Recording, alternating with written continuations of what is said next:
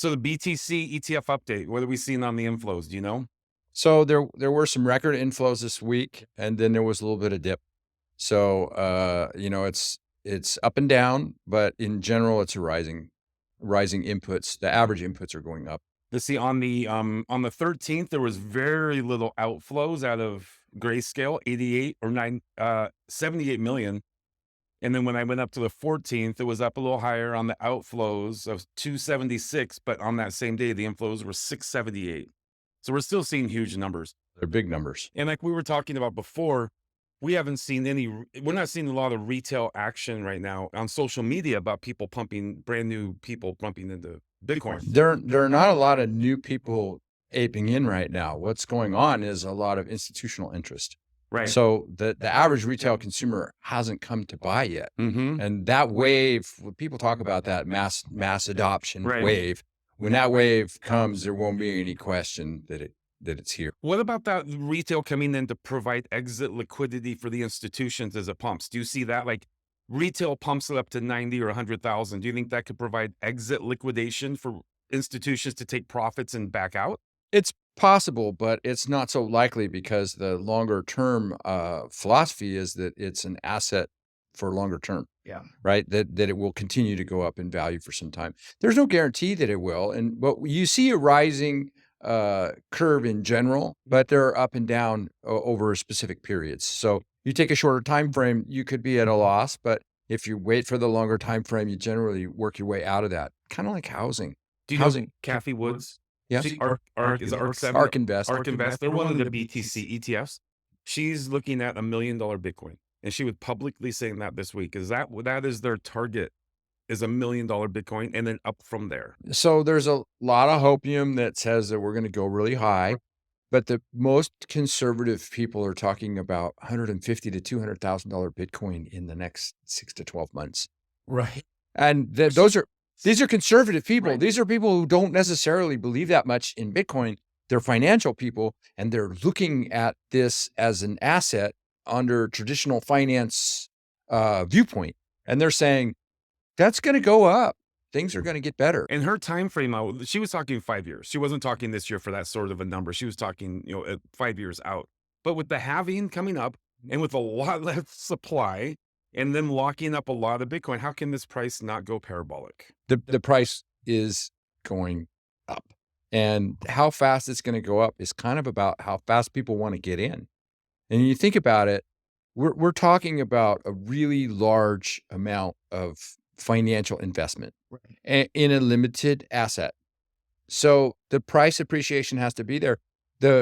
If we had 1 million units and we had $1 million invested in it, then each unit would be worth $1. But when we get $100 million invested in it, it's $100 a unit. That's like 100x, right? Well, the more people that get in, the smaller the slice of pie is worth relative to $1 because the price is going to appreciate.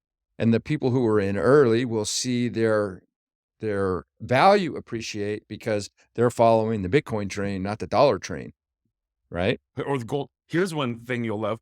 So the gold ETFs, if you take all the gold ETFs, they take up about 1%, a little over 1% of the total market cap of gold. Right now, the BTC ETFs are taking up 3.5%. This quickly of the entire market cap of Bitcoin, and we are just beginning. Oh, it's so early. But look at that number. 3.5% of the entire market cap is right now tied up in the ETFs for Bitcoin. And I have been saying for a while that this is underappreciated how much things are going to change. Right. That there's a dramatic shift coming in the way that crypto is presented as a financial vehicle. Mm-hmm. And that change is drawing a lot of people in who don't really know anything about crypto, who don't really care to know anything about crypto. They just want to put it in their portfolio and hang on to a little bit of that as a hedge against whatever it is that their risks are in their portfolios. And I think this group is starting to understand they're not talking about Bitcoin as a currency. They're talking about it as a store of value, not a currency that's going to be daily used necessarily, right? Place to park your money, to keep your value as inflation is ripping apart the dollar and the dollar's just crashing in value. This is a place of safety, right? Actually, well, risky safety. That's the perception. Right. Exactly. But no longer like the cryptocurrency. We're going to be using this to go buy your coffee tomorrow. It's a place to store your wealth. Yeah, so the different cryptos have different uses. And really Bitcoin is not set up to be a daily exchange or a multi times a day exchange currency. You know, there are others that are more suited to that kind of task. Yeah. So it's the most underappreciated opportunity in wealth that we're going to see in our lifetime. I wouldn't use gold coins to go buy Starbucks. Like, you throw your money there, but you don't use it. No one's using it to go purchase anything. That's Well, and it's hard to use because it's not a medium of exchange, right? It's a store of value, Exactly. right? So the equivalent digital store of value analogy has been going on for years, and people have been talking about Bitcoin being the digital gold and all of this, but it has so much more capability to resist oppression, government, and things like this. You can travel without having to carry it. Imagine having to go to another country and pass through customs and all these other things because you have to leave your home country or whatever. But they're not going to let you take your gold with you. They're going to tax it, or they're going to take it from you, or whatever. But you don't have to tell them about your Bitcoin wallet. And when you get there, as long as you still have your seed phrase, your passphrase, whatever you need to be able to reconstitute your wallet once you arrive, you're in a place where you're not taking anything with you, but you're taking things with you. Oh, absolutely. And it doesn't even have to be in totalitarian regimes. If right now I had $100,000 in gold and I tried to get on an airplane, there's not a chance I'm getting on that airplane with $100,000. I mean, it'd be pretty heavy, but they wouldn't let me. I couldn't even get on that airplane right now with $100,000 in cash. It would not make it through an American airport. I would not make it through. Even if you were going to an American city to an American city. Exactly. Yeah. It would be confiscated. I'd never see it again. Yeah. They would assume it's drug money. Right. And then you'd have to prove it. You'd have to sue them, and you'd have to try and prove it. And then people have done that and they still can't get it back. The government just said, who cares? We're keeping it. Good luck getting that. You could be a 90-year-old lady. They're going to just take that money and say you're a drug dealer, or just part of the appeal of crypto. That's right. Right. This is the fact that it's mine and you can't take it from me. This is a game changer. Well, my son, if he had gone into the military and was in a conflict zone, I could still send him some Bitcoin and he could maybe use it in that place. He could also communicate with me through Bitcoin. I could say, send me one Satoshi. It means an answer to a question. It means you're alive. Well, he could do it from a cell phone. He could do that, but he could go even further than that. Then he could craft into that one Satoshi a message, because there's a note field. There's a note field, and he could write you a story. He could write you a letter. I'm safe. I'm doing well. Everything's okay. Right. I'm going to be, they say I'm going to be coming home in April, whatever it is, you know, and it's a public message. So obviously if you're in the military, you have to be concerned about what you give away, but it's also a way to pass the message, and the message comes in a few minutes. It's not a stamped thing that has to work its way on the slow boat from China. You know, it's here in 10 minutes. Satoshis is a way of communication. It is. Yeah. Well, and it's being used. It was used. The first block, the Genesis block, included a lead into an article in a newspaper. It didn't say, I am Craig Wright, Satoshi Nakamoto. No, it didn't. And Craig has found out he's not Craig Wright, but I don't think he's accepted. Oh, he's learning the hard way. Wasn't he sanctioned? The court sanctioned him yesterday. Okay, so that's the odd thing is it's not the court in UK. It's the court in the US. But the case was in the UK. No. Separate case. There's a case in Florida. It's Dave Kleiman versus Craig Wright. That case is closed. And the court issued a contempt of court to Craig Wright for not issuing the paperwork that says what assets he owns, because he failed to fill out the paperwork, but he filled out the paperwork for the other court. And so when the court in the US heard that the court in the UK got the information that they didn't get in the US, and then their case was okay, we're going to figure this out and close the case. That was like 5 years ago or something like this. And now they're coming back and saying, oh, wait, hold on. That's contempt of court. They reopened a 5-year-old case just to cite him for contempt of court. I don't know that the case is open, but they cited him for contempt of court.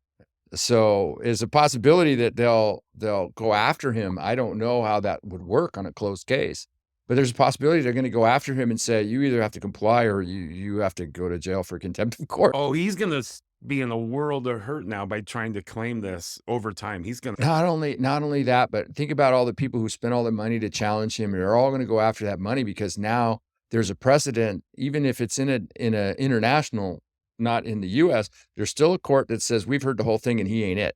Mm-hmm. So that's kind of leading towards he's not Satoshi, right? Well, Right. If any of those court cases come down to that and they say, well, if it's good enough here and it's unproven here, well, now you have to pay those guys for all their legal fees. Some of this stuff's been going on for years. Oh, You lose the legal fees. Right. You need Bitcoin to pay that bill because Right. that is a bill that's going to run into the millions and millions of dollars. Yeah. So it's not looking good for him. No, it's not. How a bull market works. Let's talk a little bit about how a bull market works in crypto and Bitcoin. Okay. You had some information on that?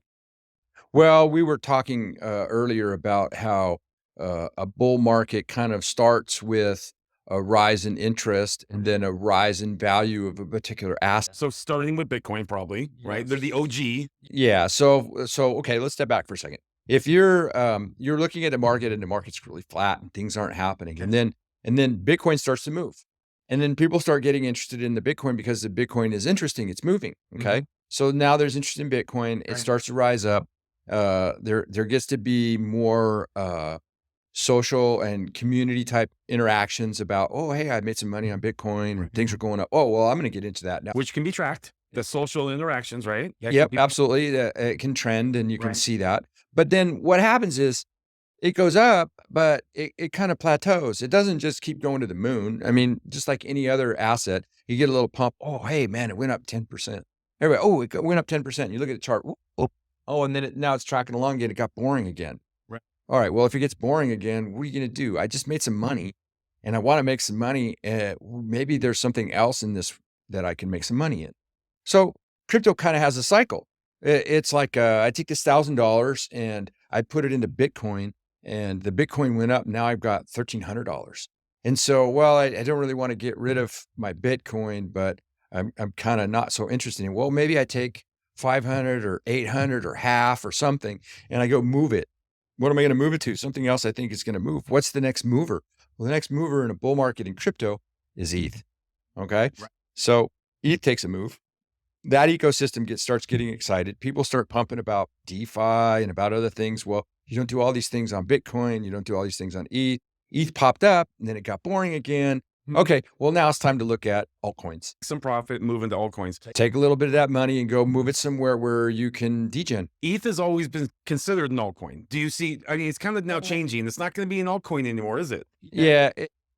Okay, so the term altcoin comes from years ago. It was Bitcoin and everything else. That was the balance. It was Bitcoin is the premier asset and everything else is a shitcoin. And it was, it's an altcoin because we have to be nice, whatever. But they're called shitcoins. So ETH has proven itself to be a premier asset. It has proven itself to be capable of things that Bitcoin isn't capable of. Okay. It uses the virtual world computer, the EVM.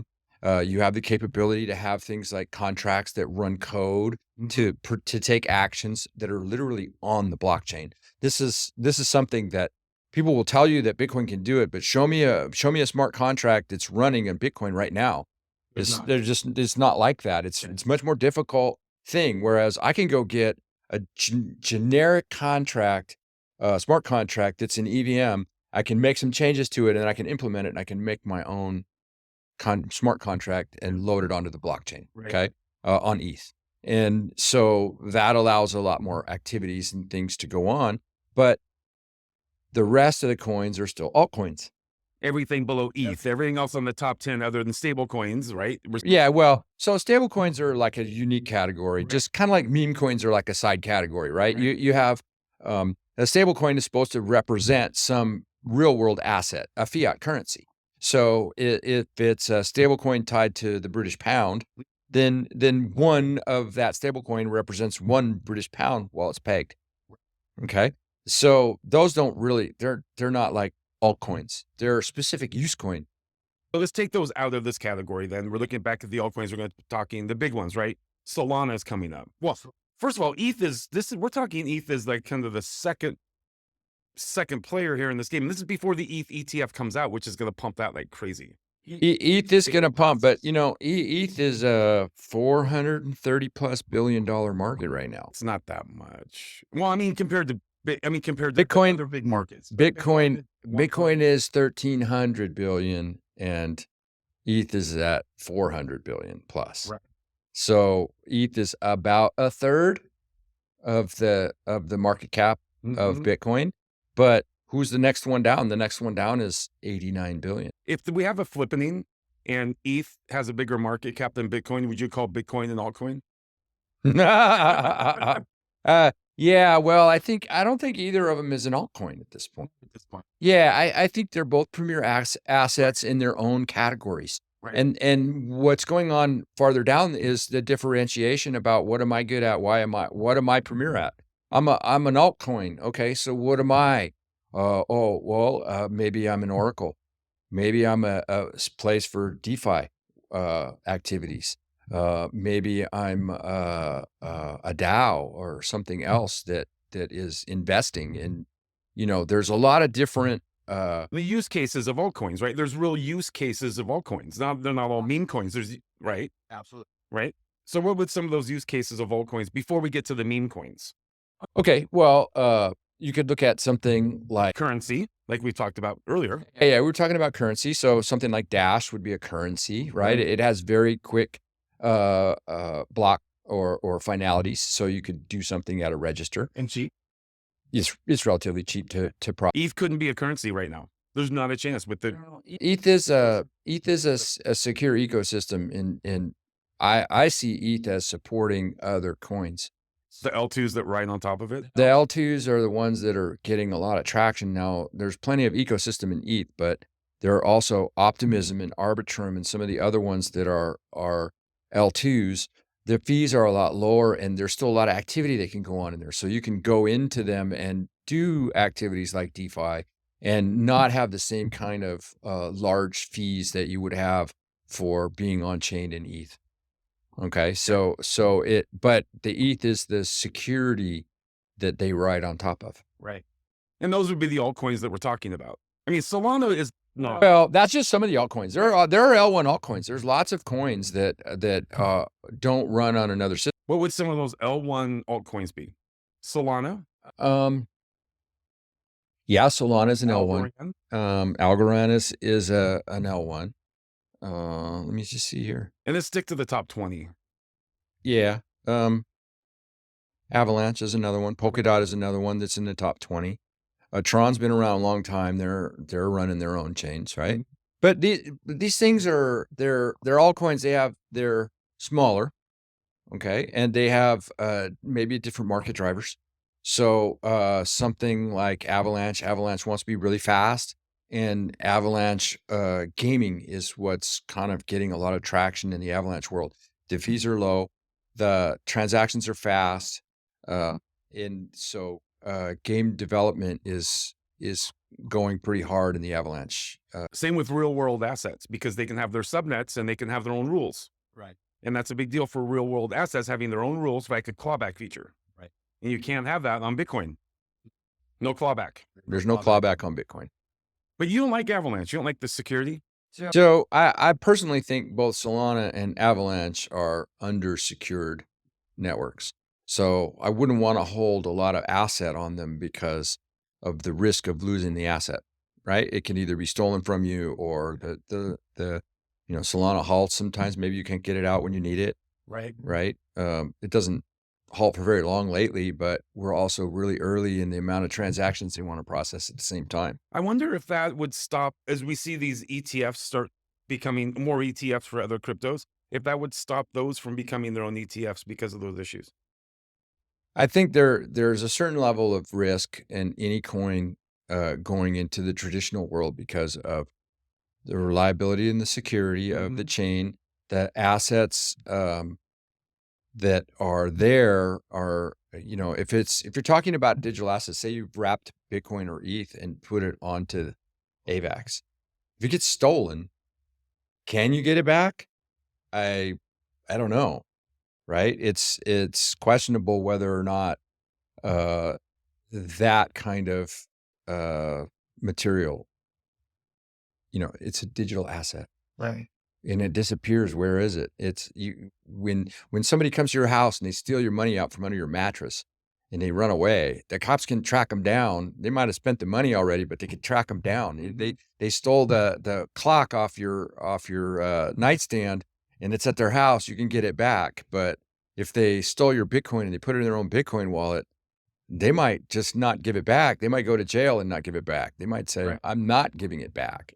And because there's no clawback, because there's no way for you to remove it from, Or the courts to do it. That's important. nobody can do it. You have to volunteer or you have to be engineered against.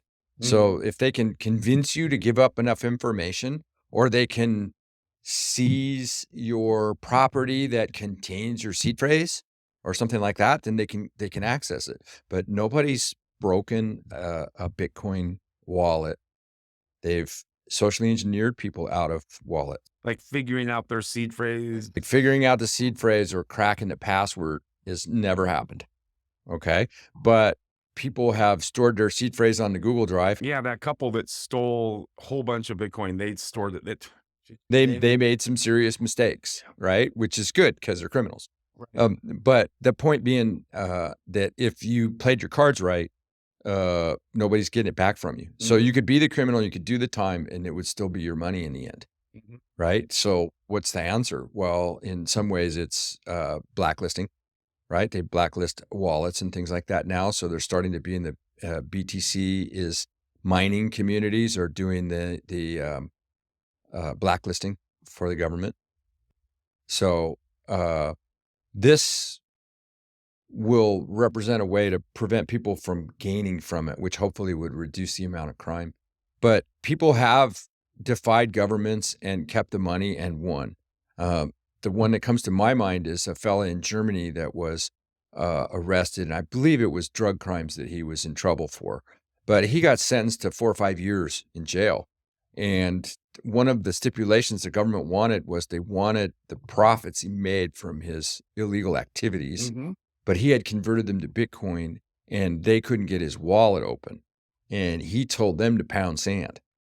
And the prosecution tried to tell the court they wanted to keep him in jail after his sentence was over until he gave up the Bitcoin. And the court rejected the prosecution and said he served his time, he's free to go. And he left, and he very quickly left the country.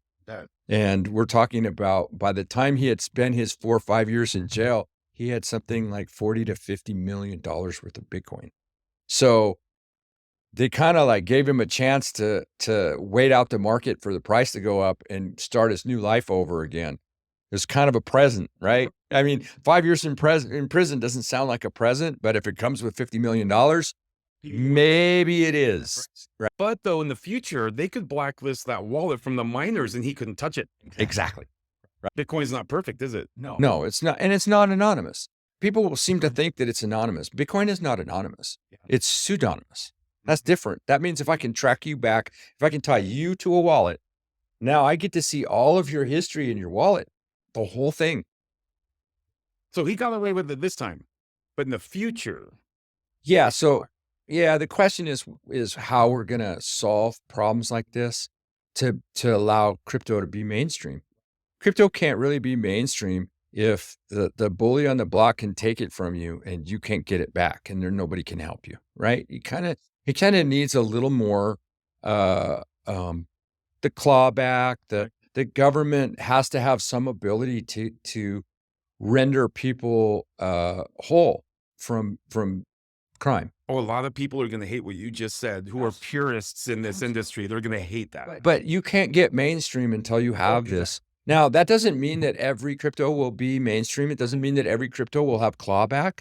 And we have choices. So you want to secure crypto that you're going to hide money in or something, then maybe you want Monero or maybe you want secret, or maybe you want something else where privacy and anonymity are more important to the blockchain developers, right? That's not going to fit in with international banking settlement. That's not going to fit in with going and buying a car with crypto, because there needs to be a process that fits the legal system. And there isn't right now a good way to show that in a lot of cryptos. So it's part of the challenge that, government agencies and courts and politicians and lots of other people are having with the crypto, is they don't know how to deal with that. These are real risks, and there is no backdoor. Right. So let's get back to something on altcoins. Not all coin has its own chain.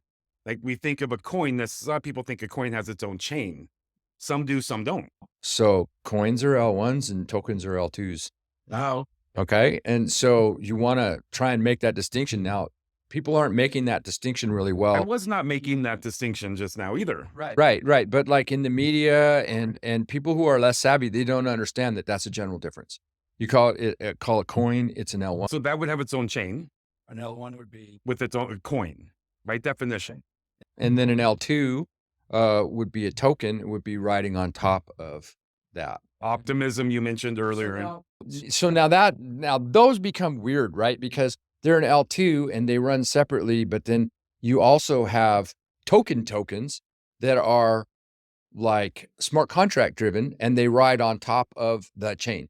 So both in ETH and in Optimism, you could run a smart contract on either one of them, and you could issue NFTs or a token of another asset, right? So those are tokens, and L2s are tokens, but they're also chain. So there's a lot of gray in that. And I think it's probably getting more muddy as things go farther. A few years ago, it was pretty clear that coins were L1s and tokens were L2s. And now we have a lot of L2s that ride on L1s that are actually a chain that rides on it. And then they like, the chain runs along and then it like intersects and synchronizes with its security, and then it comes back. So if you think about like Optimism's building over here and ETH is building over here, okay? Right. But Optimism security comes from locking in over here. So that's every so many blocks, they're going to take a little roll up of their data and they're going to push it over here into a transaction so that that's like a checkpoint across from chain to chain, okay? Right. This is it's like they're riding another chain for security, but they're also a chain. Now, if you're talking about a smart contract, you've got an L1 or an L2, you've got a chain that's running, and now I'm going to stick a contract into this chain. And now I'm going to interact with that contract on this chain. So that's a token that rides on that chain. But that chain could be an L1, an L2. That's okay. There's a big part of crypto that it brings it value, and that's the community that's involved. So a lot of these tokens or other coins, they have communities, and that brings a lot of value. Yeah. Community is really important in Web3. The people that are involved in your project and how active they are, they drive interest, they drive activity, price. Lots of things happen in that arena because people are showing interest in whatever it is. Remember, you're drawing eyeballs for something, right? So if we were to pick one, maybe metaverse sidekicks. It's a little thing off here on the side that people are interested. Is that an NFT project? So there are numerous of them, but the idea being that you would have some kind of an assistant in the digital space. So if you go to a metaverse, you might have a robo dog, a bird that sits on your shoulder and interacts with you or does things for you. There are different projects that are getting involved in this kind of stuff, and some of them are trying to push AI as part of their crypto asset. So as an example, you were saying, was that an NFT? They can be NFTs. And one example is Metashima. And Metashima is a process of making an NFT that they're trying to embed artificial intelligence in so that you can communicate with it and task it. So the idea being that you may be able to bring these into gaming or into metaverse spaces and have them do things.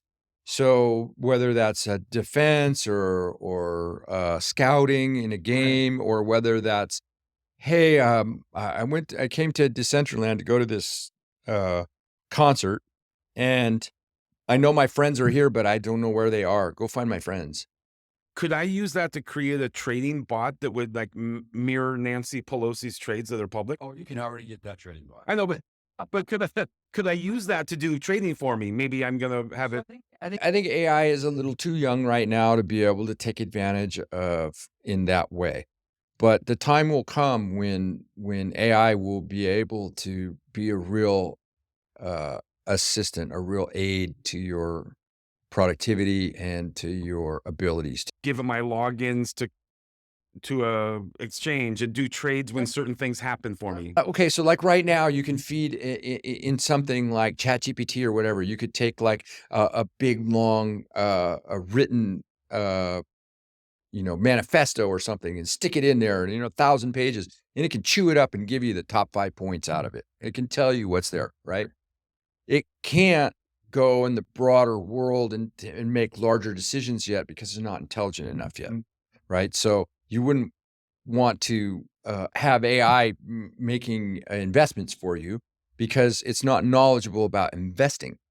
But after investment becomes something that the AI system learns about, then that particular AI system would be capable. But instead of having to make choices for me, I could have it execute commands. When this happens, I want you to do this. So when, for example, when we start seeing some alpha about the Ethereum ETF passing, start accumulating Ethereum for me on this exchange, give it its path. Could you do that right now? I don't think you can do that right now. I think this is part of what the Holy Grail is that you can interact with it. And so like there's a few projects that I'm interested in for this very reason, is that I think that digital sidekick is going to be a must-have. Which is what you were just talking about, having an in-game character that's doing tasks for you. Find my friends, buy this gold, mine this gold for me. I'm bored. Do it, right? Get my assets. Yeah, it could be lots of things. It could be that I went to Decentraland to enjoy the concert, but I have some other things that I have to do. Well, maybe I could task my AI to go do some of those things for me so I can enjoy another couple songs. Right. Okay. Hey, go and chase me down. I need some research on this. I'm doing a report for blah, blah, blah. Go get me some source material and pick through the source material and highlight for me so that when I get back, I don't have to spend that time. So a high school kid could be watching the Taylor Swift concert inside Decentraland, and his little bot could be writing his term paper. I suppose that's coming. Yeah. But people are going to lose the ability to do the homework. You think about it. We're all going to start using AI as an assistant. Right. So we're going to stop having skills like looking up the book in the Dewey Decimal System at the library is going to be something that you just don't do. You don't need to learn how to do that anymore. You won't need to learn how to do that, and some other agent will do it for you. Right. Then your skill set is going to reduce and the skill set of your assistant is going to increase. Well, that's basically like being a high-level CEO that has a good team around them to execute those tasks. Each person is an expert in those things. And hey, go do this for me. Go research this for me. I'm the CEO to make the ultimate decision, but they're not going out and researching that. They're sending their people. Right.